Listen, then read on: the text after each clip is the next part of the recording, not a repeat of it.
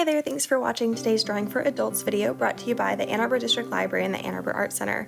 Today we are going to be using oil pastels. If you also have soft pastels, something like that could work as well, or even colored pencils. And we're going to be drawing a cupcake.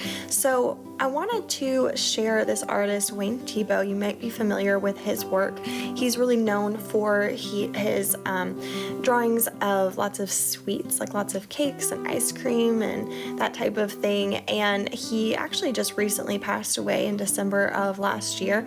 And also last year I had the pleasure of viewing his work at the Toledo Museum of Art, and so I was able to see some of these pieces in person, and it's really amazing his use of bold colors and thick paint.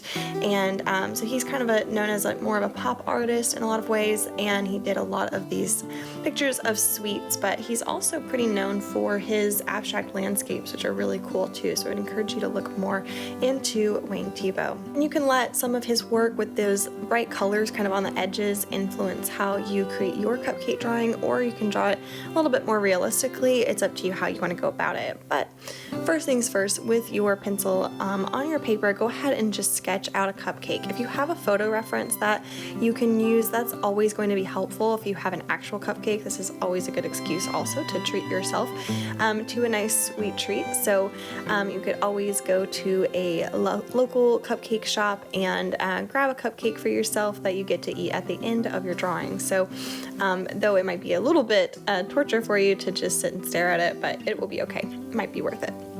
So you can see I'm just sketching out the general shapes that I see and some lines. So I'm getting that cupcake liner, the little lines there, the curvy lines at the top, as well as the little pleats within the liner itself.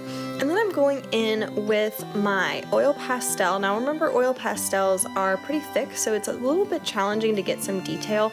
So if yours is a little less detailed than mine, remember that this is digital. So I have the ability to control the size of my oil pastel to make it really teeny tiny, and you will only be able to get so much of a point with an oil pastel. So anyway, you can see how I'm doing some shading though within that liner, and then I'm also not going to the very top edge of those little curvy scalloped edges, and so you can see how I went ahead and filled in the cake part of my cupcake, and I didn't go all the way, and so that really gives that opportunity for me to have a nice highlight at the top of the cupcake liner on that scalloped edge. And so so I would encourage you to also try that out. But you can also see how I'm doing lots of shading with purples and pinks and other colors within that cake itself. Now, the frosting is definitely going to be the trickier part. So you can see that I am adding in that, I don't know what it's called because I am not a cake designer, but that kind of rigid, I don't know, the lines basically for the tip of the frosting. So if you did one that doesn't have those lines, it will be a lot easier. So depending on what your cupcake looks like, of course you're going to be, if you did something that doesn't have these lines, it will be a lot easier because you're just kind of shading you know, each section that this swirl of the cupcake frosting is. Whereas in this case, I'm having to go very, very slow to make sure I get the direction that the frosting is kind of, you know, turning and all of that, and the shadows in between each little line. So each of those little lines are kind of the highlights where the peak of the frosting goes, and then of course there's shadows in between.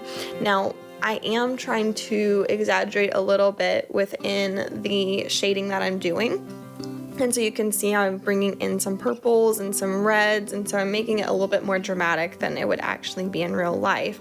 Now, if you are using an actual cupcake, if you have a lamp or something that you could put it under to give some dramatic lighting, that's one thing that Wayne Thiebaud really did, was a lot of dramatic shadows, and making those shadows with some other kind of color like blue or purple. And I would definitely recommend doing that versus trying to use something like black. A lot of people want to use black or gray for shadows, and especially when you're drawing food, it does not look so great. So definitely try to pull in this, you know, use this as a great chance for you to try to explore using other colors to help create shadows such as blue and purple. So I'm also adding in some orange and some yellow to add in some warmth to offset some of those purples, those cooler tones there. And then after you do that, you can decide if you want to do something with your background. So I'm creating a plate and I'm making a few adjustments here because I've made it a little bit wonky, and then I'm just going to create a colorful background using some of the colors here that I've used within my drawing. So I hope you enjoyed today's video and create something really tasty.